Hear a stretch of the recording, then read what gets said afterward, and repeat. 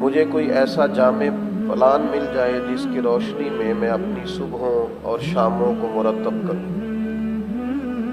بہت سارے لوگ بہت ساری چیزیں بیان کرتے ہیں، لیکن بعض میری طرح کے کم پڑھے لکھے لوگ جو ہوتے ہیں وہ چاہتے ہیں کہ ہمیں مختصر سا کوئی دستور مل جائے، بہت زیادہ لمبے چوڑے فلسفے میں نہ الجھایا جائے، کچھ مختصر باتیں اگر ہمیں مل جائیں تو وہ ہمارے لیے فائدہ مند ہوں۔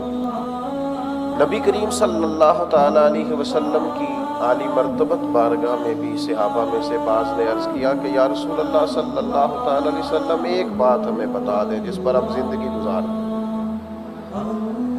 تو ہم نے بھی آج قرآن مجید کا ایک مقام جو ہماری صبحوں اور شاموں کو مرتب کرتا ہے، جو ہمارے دن اور رات میں ہمارا ذوق کیا ہونا چاہیے، طرز زندگی کیا ہونا چاہیے، دوسروں کے ساتھ تعلق کس طرح کا ہونا چاہیے، اسے بیان کرتا ہے۔ سورہ فرقان میں سے میں نے وہ آیات پڑھی۔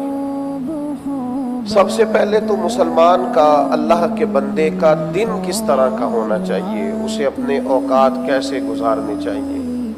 تو اللہ کریم نے قرآن مجید میں فرمایا وَعِبَادُ الرَّحْمَنِ الَّذِينَ يَمْشُونَ عَلَى الْأَرْضِ هَوْنًا،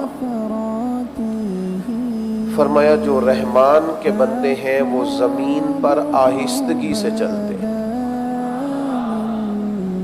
ان کا زندگی گزارنے کا طریقہ یہ ہے کہ ان کا انداز نہایت وزادار ہے، وہ بڑے دھیمے ہیں، بردبار ہیں، تحمل ہے، ٹھہراؤ ہے طبیعت میں، وہ زمین پر عاجزی کے ساتھ چلتے ہیں۔ وَإِذَا خَاطَبَهُمُ الْجَاهِلُونَ قَالُوا سَلَامًا، اور اگر جاہل ان سے مخاطب ہوتے ہیں، معنی یہ ہے کہ اگر جاہل انہیں کسی بات میں الجھانا چاہتے ہیں، بحث کرنا چاہتے ہیں تو قَالُوا سَلَامًا، وہ کہتے ہیں بس سلام ہے۔ گویا وہ انہیں سلام کر کے گزر جاتے ہیں، اپنی زندگی میں جہلا سے الجھاؤ پیدا نہیں کرتے، زیادہ ان کی ابحاث نہیں ہوتی، زیادہ لوگوں سے الجھتے نہیں، ایک چلتے زمین پر آہستگی کے ساتھ ہے۔ دوسرا، زندگی میں الجھاؤ نہیں پیدا کرتے، ہر جگہ جھگڑے نہیں کھڑے کرتے۔ یہ ان کا دن ہے، یہ ان کا دن گزارنے کا طریقہ ہے۔ اور ان کی رات کیسی ہے؟ وَالَّذِينَ يَبِيتُونَ لِرَبِّهِمْ سُجَّدًا وَقِيَامًا، وہ راتیں گزار دیتے ہیں اپنے رب کی بارگاہ میں سجدے کرتے ہوئے اور قیام کرتے ہوئے۔ ان کا دن اس طرح کا ہے کہ وہ زمین پر آہستگی سے چلتے، ان کا چلنا نہایت پروقار ہے، ان کی زندگی میں کسی قسم کا بھی انتشار دکھائی نہیں دیتا، الجھے ہوئے، بکھرے ہوئے اور بے یقینی کی گفتگو کرتے ہوئے اور وسوسوں کے غلبوں میں وہ لوگ وقت نہیں گزارتے، بلکہ وہ آہستگی سے۔ یہ جو تین چیزیں ایسی ہوتی ہیں، بعض نے 2 لکھی ہیں، بعض دانشوروں نے، مفسرین نے 3 بھی لکھی ہیں۔ 3 چیزیں انسان کی زندگی کے اندر بردباری پیدا کرتی ہیں۔ ایک، اگر وہ علم رکھتا ہو بہت بردبار ہوتا ہے۔ علم جو ہوتا ہے یہ انسان کو بااعتماد کر دیتا ہے، جس کے پاس معلومات ہوتی ہیں وہ آدمی بردبار ہو جاتا ہے۔ اور دوسرا، اگر اللہ نے رزق حلال دیا ہو وسعت کے ساتھ تو یہ بھی انسان کی زندگی میں ٹھہراؤ پیدا کرتا ہے۔ اور تیسری بات ہمارے بزرگوں نے لکھی ہے، فرماتے ہیں وہ ان دونوں سے اہم ہے، وہ یہ ہے کہ جو لوگ مخلص ہوتے ہیں وہ بڑے ہی بردبار ہوتے ہیں، جن کے دلوں میں اخلاص ہوتا ہے، جو تصنع سے، ریاکاری سے بچتے ہیں، وہ بردبار ہوتے ہیں، زمین پر آہستگی سے چلتے ہیں۔ آج ہم دیکھتے ہیں لوگوں کی طبیعتوں میں اضطراب ہے، ذہنی طور پر بکھرے ہوئے خیالات ہیں، نوجوان صبح کچھ کہتے ہیں، دوپہر کو ارادہ بدل دیتے ہیں، شام کو جو پروگرام طے کیے صبح اور اس پر استقامت ہی نہیں ہے، مزاج میں ٹھہراؤ نہیں، اطمینان نہیں، اپنی زندگی میں بردباری لانا، حوصلہ لانا، تھوڑا ٹھہراؤ پیدا کرنا، جلد بازی کرنے سے بہت سارے کام ویسے بگڑ جاتے ہیں. جلد بازی اگر کرنی بھی ہے تو فاستبقوا الخیرات، نیکیوں میں آگے بڑھے، ایک دوسرے سے یہ باری جلد بازی کریں. باقی تو اسلام نے کہا ہے دنیاوی معاملات کے اندر ٹھہراؤ پیدا کریں، بردباری پیدا کریں، آپ کے چلنے میں وقار ہو، آپ کے طرز زندگی کے اندر ٹھہراؤ ہو، آپ نہایت متانت اور سنجیدگی کے ساتھ وقت گزاریں. میں آپ کی خدمت میں یہ عرض کروں گا، اس وقت ہمارے معاشرے کو جن چیزوں کی نہایت زیادہ ضرورت ہے ان میں سے ایک اہم چیز سنجیدگی ہے. بہت سارے لوگوں کا غیر سنجیدہ رویہ وہ باعث تکلیف ہے، ان کے اپنوں کے لیے بھی، ان کے کاز کے لیے بھی، وہ جس مشن پر کام کر رہے ہیں اس مشن کے لیے بھی. سنجیدگی، وقار، وزاداری یہ انسان کی طبیعت کو پروقار کر دیتی ہے. بہت زیادہ ہنسنا اور بہت زیادہ الجھنا اور بہت زیادہ گفتگو کرنا، یہ چیزیں انسان کے لفظوں کو، جملوں کو، اس کی طبیعت کو بے وقت کر دیتی ہیں، انسان کی قیمت نہیں رہتی. تو اپنی طبیعت کے اندر وزاداری پیدا کی جائے، ٹھہراؤ پیدا کیا جائے، وقت دیا جائے. آپ کو پتہ ہے قرآن مجید میں کم و بیش 100 مرتبہ صبر کا ذکر آیا. احادیث، آثار اور روایات کو جمع کیا جائے تو علماء نے لکھا ہے 500 مرتبہ اللہ کے محبوب علیہ السلام نے اپنی امت کو صبر کا سبق دیا ہے. اور حضرت مولا علی شیر خدا کرم اللہ تعالی وجہہ الکریم ان ساری باتوں کو جمع کر کے فرماتے ہیں جو انسانی وجود میں سر کا مقام ہے نا، وہی دین میں صبر کا مقام ہے. صبر کا مطلب یہ ہوتا ہے کہ آپ کے اندر خوش تدبیری آئے، آپ اچھی منصوبہ بندی کے ساتھ آگے بڑھیں، آپ کے اندر حوصلہ ہو، آپ کسی چیز کے اندر بھی بڑی جلدی الجھ نہ جائیں. دنیا میں بہت سارے لوگ اس لیے ناکام ہو جاتے ہیں کہ ان کا مخالف ایک جملہ صرف ان کے لیے کہتا ہے، ایک جملہ، اور وہ بیچارے اتنے الجھ جاتے ہیں کہ اپنے سارے کام ہی ان کے رہ جاتے ہیں. اس ایک بات کو لے کر وہ بیچارے اتنے زیادہ پریشان ہو جاتے ہیں، اتنے جذباتی ہو جاتے ہیں کہ سارے دن کی پریشانی اوڑھ لیتے ہیں، کئی کئی ہفتے اسی بات کو سوچتے رہتے ہیں. تو لوگ تو آپ کی کمزوری ڈھونڈ لیں گے، بس وہ ایک بات کر دی، آپ الجھ گئے اور آپ کا مخالف تو آگے نکل گیا. اپنی زندگی میں صبر پیدا کریں، حوصلہ پیدا کریں، خوش تدبیری پیدا کریں. اور پھر وَإِذَا خَاطَبَهُمُ الْجَاهِلُونَ قَالُوا سَلَامًا، اگر جاہل کبھی مخاطب ہونا تو اس کا علاج یہ نہیں ہوتا اس سے بحث کی جائے، اس کا علاج ہوتا ہے اسے سلام کیا جائے. اور ویسے بھی عام آدمی کو تو الجھاؤ ویسے بھی نہیں پیدا کرنا چاہیے. احقاق حق کے لیے کبھی مناظرہ کریں گے تو علماء کریں گے، اس کی ضرورت پیش آتی ہے کبھی گفتگو کی، مکالمہ کی، لیکن وہ لوگ کریں گے جو اس معاملے کے اندر مہارت رکھتے ہیں. ہم کیا کرتے ہیں؟ ہم ہر جاہل آدمی سے الجھتے ہیں. وہ خدا کے بندے تیرا معیار ہی نہیں ہے تو کس سے بات کر رہا؟ وہ درویشوں نے ایک بات لکھی ہے کہ ایک دفعہ گھوڑے اور گدھے کی بحث ہو گئی تھی. گھوڑا کہتا تھا کہ آسمان کا رنگ نیلا ہے اور گدھا کہتا تھا کالا ہے. وہ کئی گھنٹے بحث ہوتی رہی. اب وہ گدھا ماننے کو تیار ہی نہیں تھا، حالانکہ آسمان کا رنگ نیلا ہوتا ہے، پر گدھا تھا، مانتا ہی نہیں تھا. اب وہ جب بڑی طویل ہو گئی بحث اور بڑا عروج پکڑا بحث نے، تو طے یہ پایا کہ بادشاہ کے پاس چلتے ہیں، اس سے فیصلہ لیتے ہیں. شیر جنگل کا بادشاہ تھا. گھوڑا گدھے سے کہنے لگا چلو بادشاہ سے فیصلہ کراتے ہیں. اب دونوں آ گئے یہاں. بادشاہ نے ان دونوں کی گفتگو سنی. گھوڑا کہنے لگا بادشاہ سلامت، آسمان کا رنگ کیا ہے؟ کہا نیلا ہے. کہا کئی گھنٹوں سے اس گدھے کو سمجھا رہا ہوں، یہ مانتا ہی نہیں، ضد پہ ہے. کہتے اس کا رنگ تو سیاہ ہے، کالا ہے. تو بادشاہ نے اب فیصلہ دیا. بادشاہ سلامت فرمانے لگے کہ بات بھی گھوڑے کی ٹھیک ہے، لیکن عمر قید کی سزا بھی گھوڑے کے لیے ہے. تو وہ کہنے لگا بات بھی میری ٹھیک ہے اور سزا بھی مجھے. وہ کہنے لگا سزا اس لیے نہیں دی کہ تمہاری بات ٹھیک ہے یا غلط ہے، سزا تو اس بات کی ہے کہ تم نے گدھے سے ہی بحث شروع کر دی ہے. تم نہایت نادان آدمی ہو، گدھے سے بحث کرتے ہو، تمہیں تو سزا ہونی چاہیے۔ وَإِذَا خَاطَبَهُمُ الْجَاهِلُونَ قَالُوا سَلَامًا، کیا عظیم ارشاد ہے قرآن پاک کا۔ جاہلوں سے ملاقات ہو تو انہیں سلام کرو۔ ہر آدمی سے الجھ رہے، ہر آدمی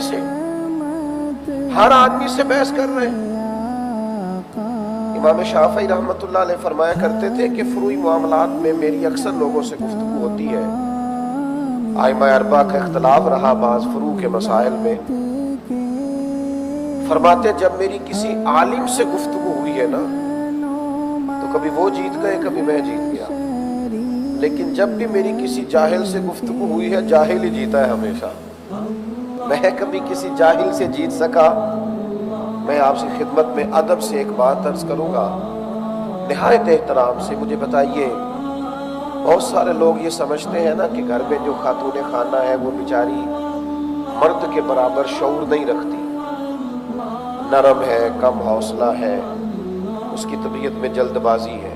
یہ سارے سمجھتے ہیں نا کہ خواتین میں اتنا حوصلہ اللہ کی تقسیم ہے، مرد کو زیادہ دیا ہے، شعور زیادہ دیا ہے۔ تو پھر میں ایک فتویٰ دے دوں آپ لوگوں کو کہ میاں بیوی کے جھگڑے میں زیادہ غلطی میاں صاحب کی ہوتی ہے۔ وہ اس لیے کہہ رہا ہوں کہ بھئی اگر اس بیچاری کی عقل کمزور ہے تو تیری تو پوری ہے نا، اور تو برابر کی سطح پہ اتر کے جھگڑا کر رہا ہے اور اپنے گھر کو تباہ کر رہا ہے اور اپنے بچوں پر برا اثر ڈال رہا ہے اور اپنے گھر کے ماحول میں تلخی لا رہا ہے، حالانکہ تو سمجھ رہا ہے کہ اس کا شعور کم ہے، پھر تو کیسے اس کی سطح پہ اتر آیا؟ تجھے درگزر کرنا چاہیے تھا، محبت کرنی چاہیے تھی، تیری ذمہ داری زیادہ تھی۔ اپنی زندگی ہم نے اتنا الجھاؤ پیدا کر لیا ہے، ہر بات پہ جھگڑا ہے، ہر بات پہ آزمائش۔ اور میں ڈھیر سارے ایسے دوستوں کو جانتا ہوں جو بیچارے پہلے جھگڑا کر لیتے ہیں پھر خود پریشان ہوتے ہیں، بعد میں ان کو خیال ہوتا ہے یار میں نے فلاں آدمی سے سخت بات کر دی ہے، مجھے کرنی نہیں چاہیے تھی۔ اچھے دل کے لوگ ہیں، لیکن اگر وہ قبل از وقت ہی سمجھ لے کہ ہم نے جھگڑے نہیں کرنے۔ اور پھر ایک اور بات بھی آپ سے عرض کروں،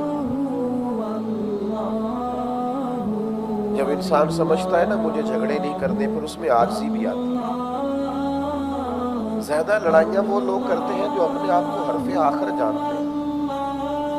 ہم اس قدر زیادہ انا کا شکار ہو جاتے ہیں، بعض اوقات کے باپ کے سامنے بھی بحث کر رہے ہوتے ہیں، اپنے استاد کے سامنے بھی بحث کر رہے ہوتے ہیں، اپنے بزرگوں کے سامنے بھی ہم معاذ اللہ اونچی آواز میں بات کر رہے ہوتے ہیں۔ خدا کے بندو، بحث نہیں، الجھاؤ نہیں، جھگڑا نہیں۔ اور یار پھر یہ کہ اگر کوئی مجھے بات کر بھی دے گا تو میں کیا ہوں، اگر مجھ پر کوئی تنقید کر بھی دے گا تو میری کیا حیثیت ہے، اگر کسی نے کوئی بات کر بھی لی تو پھر کیا ہوا، کیا ہے بھلا، ہم کیا اپنے آپ کو سمجھ لیا ہے؟ ہم انسان ہیں، اللہ کے بندے ہیں، کمزوریاں رکھتے ہیں اور ہمیں پتہ ہے کہ ہمارے اندر کمزوریاں ہیں۔ پھر یہ کہ کوئی شخص بات کرتا ہے تو اس پر اس قدر زیادہ جھگڑا، اس قدر زیادہ الجھاؤ۔ اگر کوئی ذات پر بات کرے، ذاتی بات کرے تو میرے عزیز مزاج میں درگزر پیدا کرے۔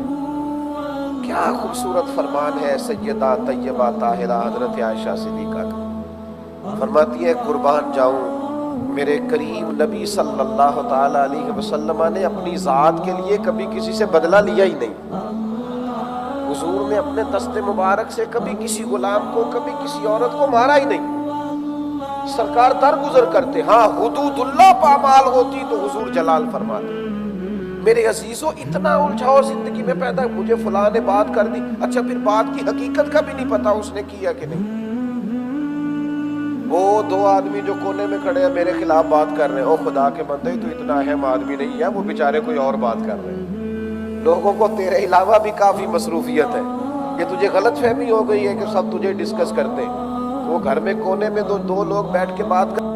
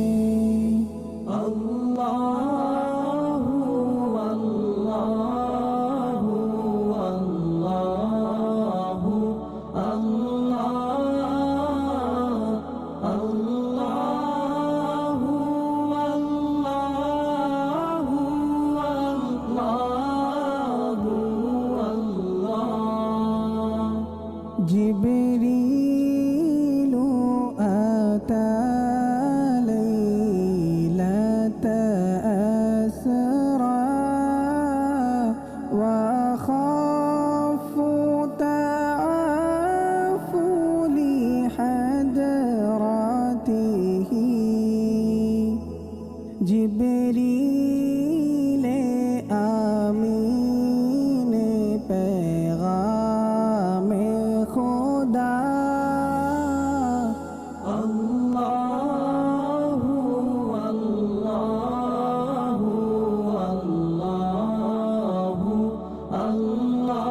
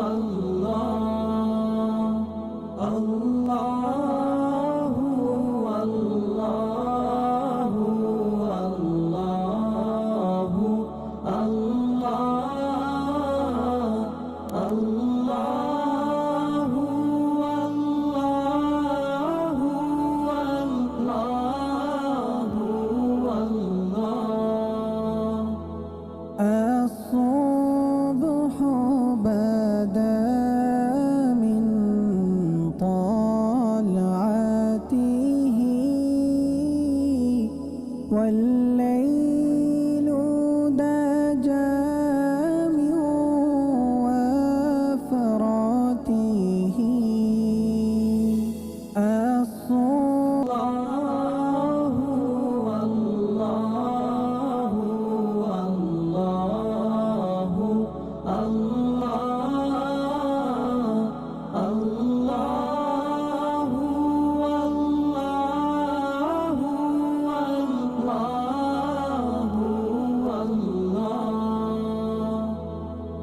ساتي شجر